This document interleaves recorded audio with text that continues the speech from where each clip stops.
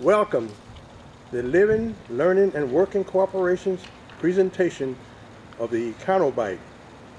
This bike is environmental friendly, has an electric motor, and built for worldwide distribution. The narrator and builder of this bike is Mr. Michael Poindexter. For more information, visit our website at www.livinglearningandworking.org. Yes, coming to you live from Mike P. Motorized Bikes. Today is the first day of our invention of the Econo Bike. This bike is an electric bike that I've designed that will give you up to 25 miles per traveling distance. I'm using the Carry electron motor hub, as you'll see here. This hub is generated by a 24-volt sealed lead acid battery. I'm using a 26-inch mountain bike. And the first thing we want to do is take your bike. We're going to do a conversion by using this conversion kit you see here. And the first thing we want to do is remove the rear wheel from the bike using just a standard old adjustable wrench.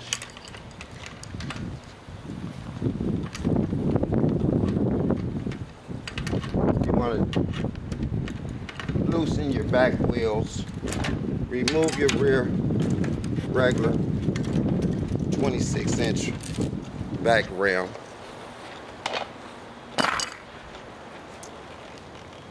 You want to remove your nuts from your back wheel to remove the rear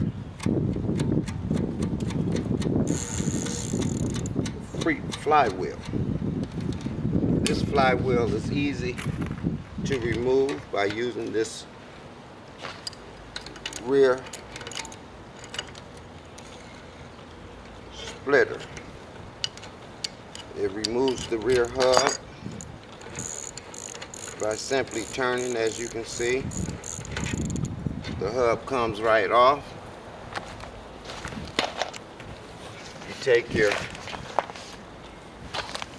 new electric hub and basically do the same thing. You remove your nuts, your washers,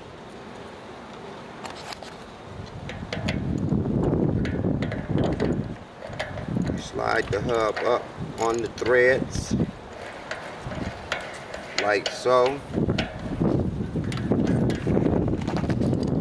Remove your little locking nut.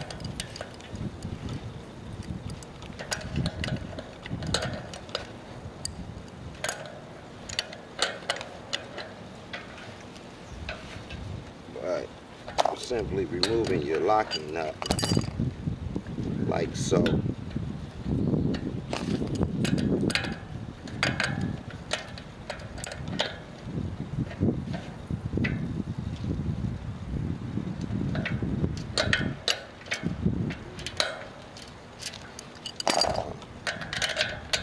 On this assembly, we didn't have to remove the locking nut, thank God.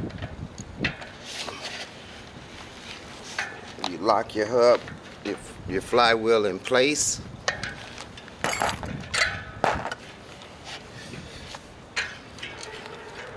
Take your rear hub.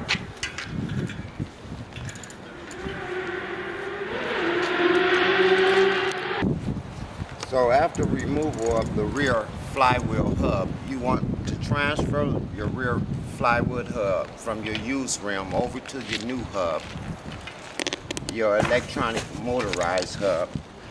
You want to make sure you put your good off-the-road inner tube in here. It might cost you about 11 bucks. Guarantee you not to catch flats as frequently as you would with your regular bicycle wheels. They're good for traveling long distance. After the assembly is done on that, you want to, like I say, put your motorized hub in place as shown here.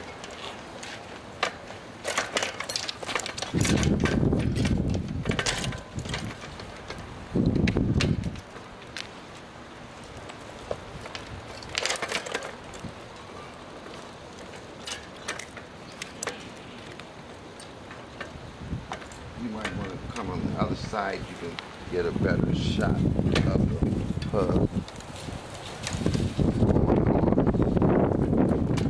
As you see, you have to spread your back fork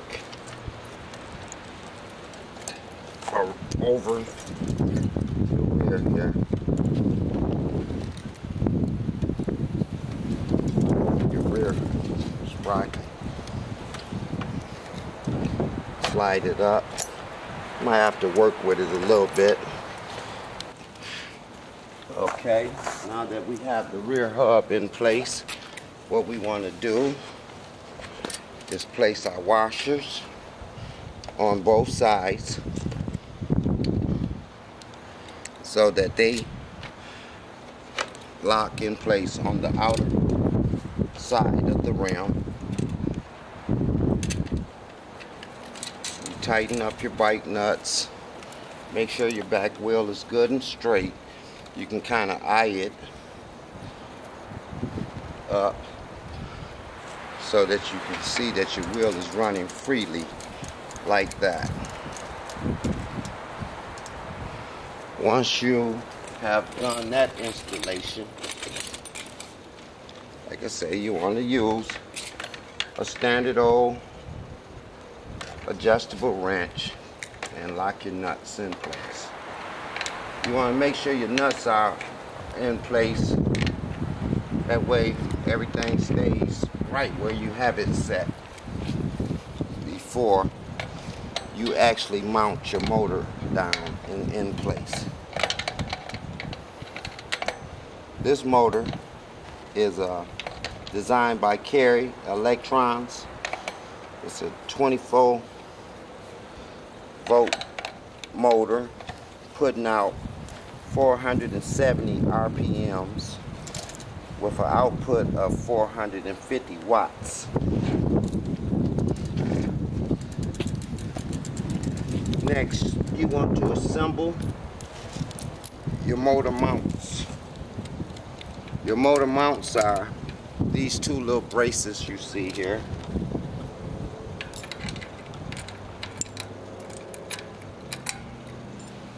Each one of them comes with these special screws that have a spot for your Allen wrench. You're going to use an Allen wrench to tighten these in particular set of screws.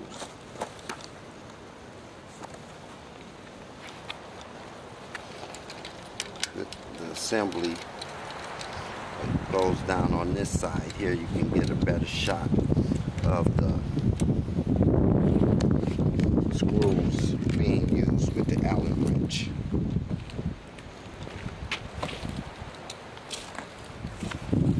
Make sure you put your locking washer on there, or your washer.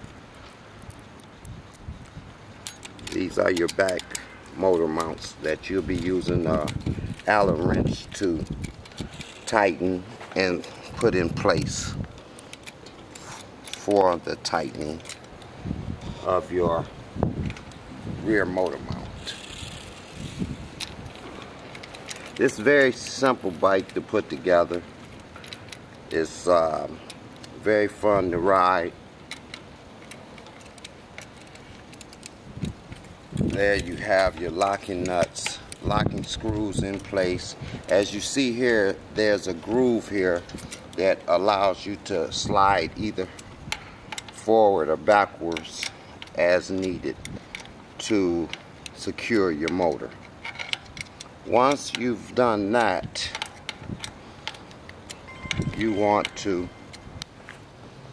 now that we have the rear motor and rear hub in place, you want to take your bike, flip it over,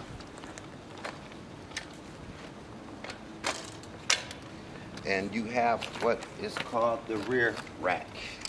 This rack here holds your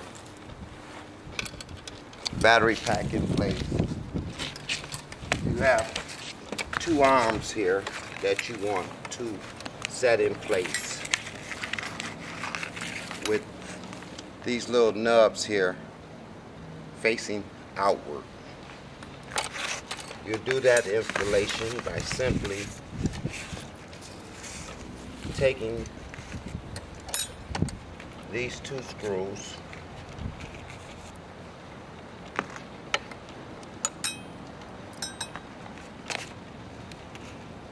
a nut, a washer, and you'll screw them in place here like this. You can use a Phillips screwdriver if you like. You don't want to tighten it all the way, just put it in place until you get it on the bike. Once you put your two screws, your washer, and your nut in place, we would move next into installing the rack on the back of the bike. This is a very strong rack here that's been designed to not only carry your battery pack, but you can carry groceries or anything else, school books or what have you, work gear in a duffel bag, bungee strapped to the back of this rack. It's made out of some type of aluminum, pretty strong aluminum. I want to put a little tightness on that nut there also. And there we have it. Next, you want to grab your rack, come over here to the back of your bike.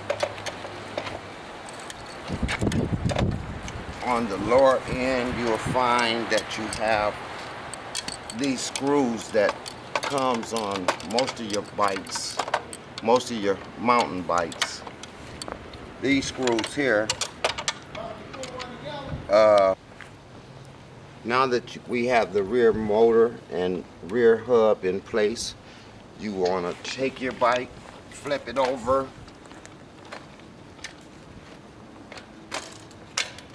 and you have what is called the rear rack. This rack here holds your battery pack in place. You have two arms here that you want to set in place with these little nubs here facing outward. You do that installation by simply taking these two screws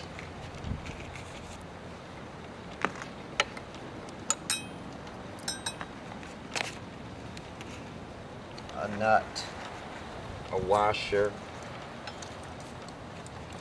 and you'll screw them in place here like this.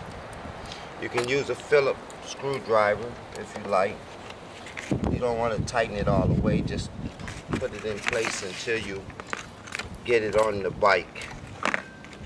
Once you put your two screws, your washer, and your nut in place, we would move next into installing the rack on the back of the bike. This is a very strong rack here that's been designed to not only carry your battery pack, but you can carry groceries or anything else, school books or what have you, work gear in a duffel bag, bungee strapped to the back of this rack. It's made out of some type of aluminum, pretty strong aluminum. I want to put a little tightness on that nut there also. And there we have it. Next, you want to grab your rack, come over here to the back of your bike. On the lower end, you will find that you have these screws that comes on most of your bikes, most of your mountain bikes. These screws here to the standard mountain bike, you'll find these screw holes already pre-drilled in place for mounting any type of bike rack. Once you've done that, you have two sets of screws over here that you can take and do your assembly of the arms.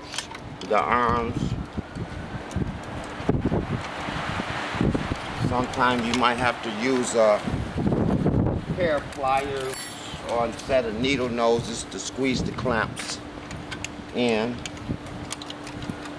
like so.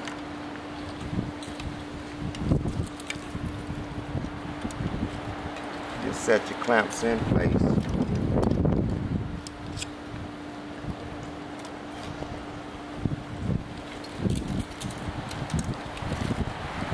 Take your nuts and run your nut behind, like so.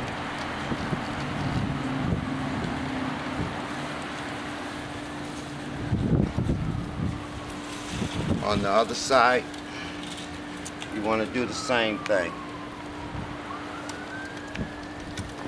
You might want to go around your brake cable so that it don't get caught up in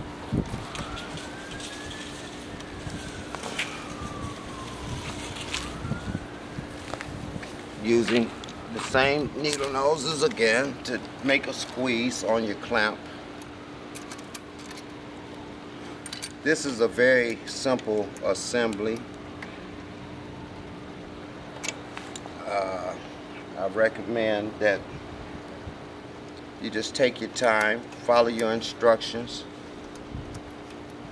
or you can always just give us a call at our website.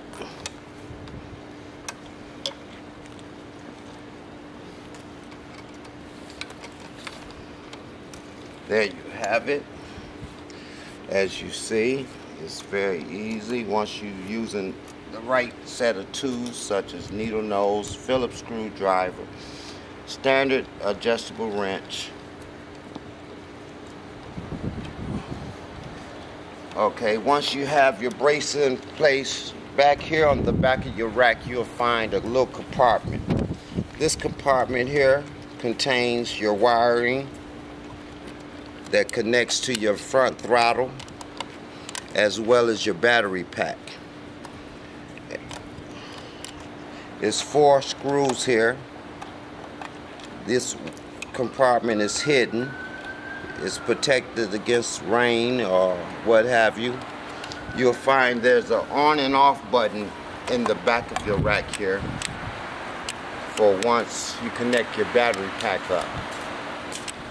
But this switch is to stay in the off position until you have done the complete installation of running your wires. This is your motor wire here. It plugs in through the secret compartment here. You run it in through the back like so. You plug it in. It's a little locking mechanism in place to help keep your wires from jumping loose. Once you've done that installation, you just tuck the wire down like that. You pull this wire, these two sets of wires up. They're mostly labeled, as you can see, as the throttle, and this one as the battery ground. Okay, you'll find those same set of wires located here on your throttle. This throttle, I'll show you how it connects up in one moment. You might want to sit your cable on the right side of the bike. Run your wires up and through the secret compartment hole, connecting your red wire on here equally to your red wire on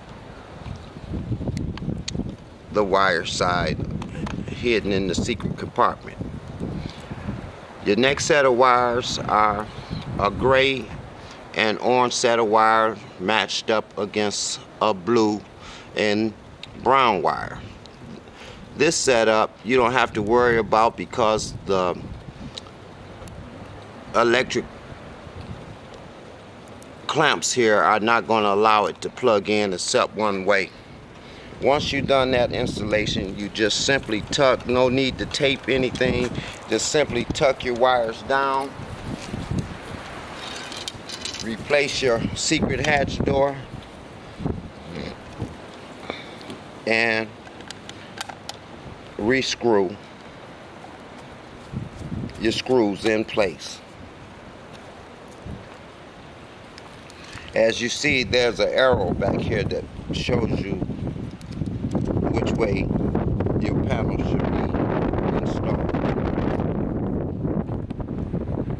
Real simple. Here, after you have installed your rear hatch door back, I have a special tube that's made up of different type of Allen wrenches. What you want to do next is take this special tool. You might want to get you a set of Allen wrenches like this here, which makes it easy for you to choose from.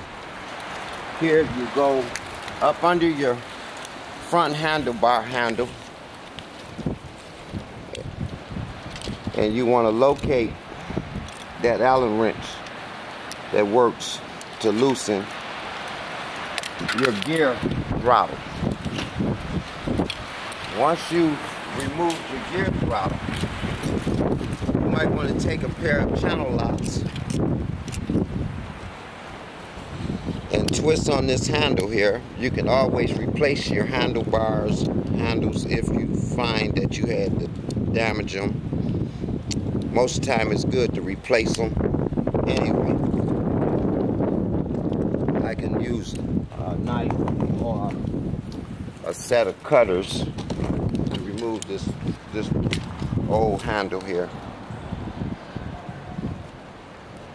You just simply want to remove this old handle here with a pair of scissors or maybe a box cutter or whatever you guys have, and you want to pull it off like so. Pulling it off can be kind of tough, so you work with it, twist it off with a set of channel locks. Once you've made this adjustment, you should have nothing there but your handlebar, your gear shifter, and your new electric motor throttle. You want to make sure that you place your new electric throttle behind your gear shifter by sliding it on like this, using that same Allen wrench, maybe a different key size. You'll find a screw right located here at the butt of it. You want to find the right Allen key to fit that.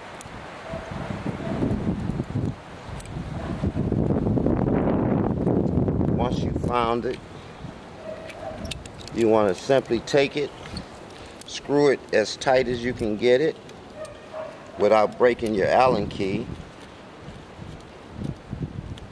and locking it into place like so.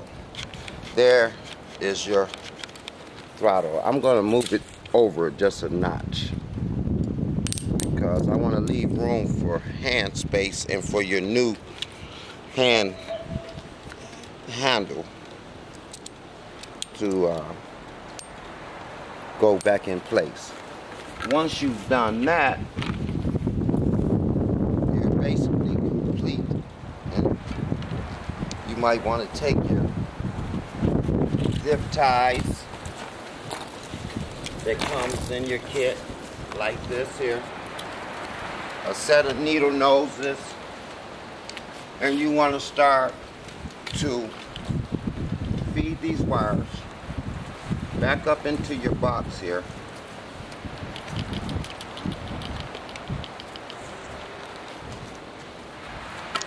Before we do that, let me finish the installation of the throttle.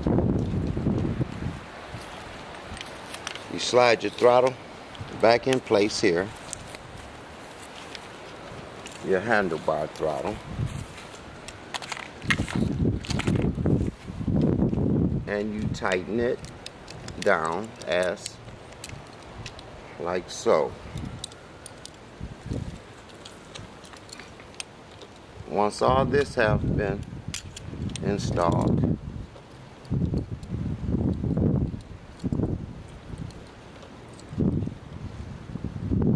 the rest is basically downhill. You want to zip tie everything down. You want to put your cables out of the way of your feet. You want to make sure your handlebar can turn to the left and right without any interference. And like I said, you get a set of zip ties that come in your kit that you want to basically just take and run in areas like this. Some of them might be short. You might want to connect them like so. Zip them. Hide your wires down low. Uh-oh.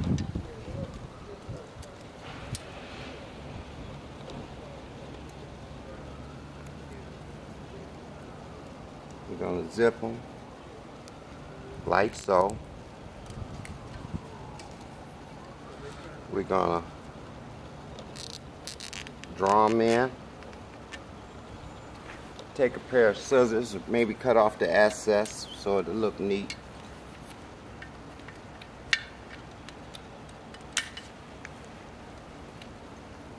And you want to repeat the same step until you have this thing wired up and mounted real nice and neat. Uh-oh, we have a bad set of zip ties here, but we won't worry about it. I have others here. Let's see what we have here.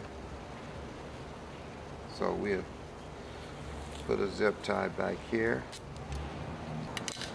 Okay, now we're here at the end of the final touches of zip tying everything down. I just went and pulled the battery pack off the charger. I want to show you guys how the installation of the battery pack, once you plugged it up for 6 to 8 hours. You have a choice to run your battery pack on either your right side where your motor is or your left side. It was really designed so that you can run 2 battery packs if needed. For extra juice, you could trip this little black switch you see up under here, beneath here, either to one side or the other, which gives you an extra supply of juice to run for up to 6 to 8 hours. You're going to get up to 25 miles travel time with the Econo Bike. We're waiting right now for an inner tube to come. We might do a test run today. But as you can see, it was very easily to assemble. You can read here, see here, you have your light indicator on.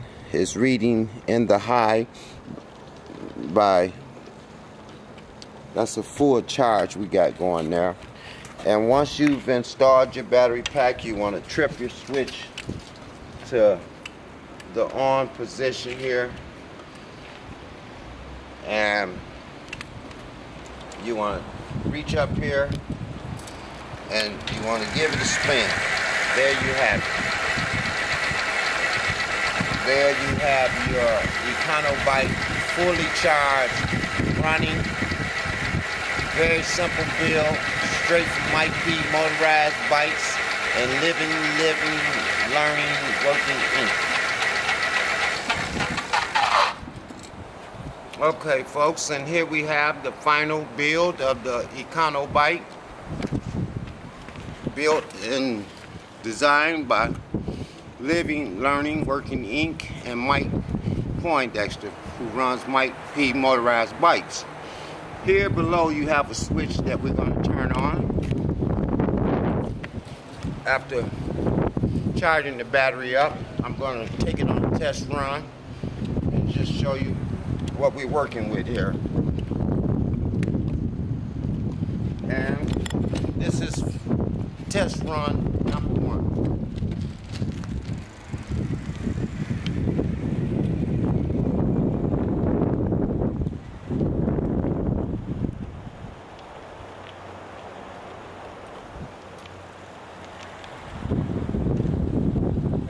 As you can see, it's a very powerful machine. All converted from a regular 26-inch mountain bike that we here at Living Working Inc. designed the Econo electric bike. I'm the builder, Mike Poindexter, better known as Mike P Motorized Bikes. I also build gas engine bikes. For those of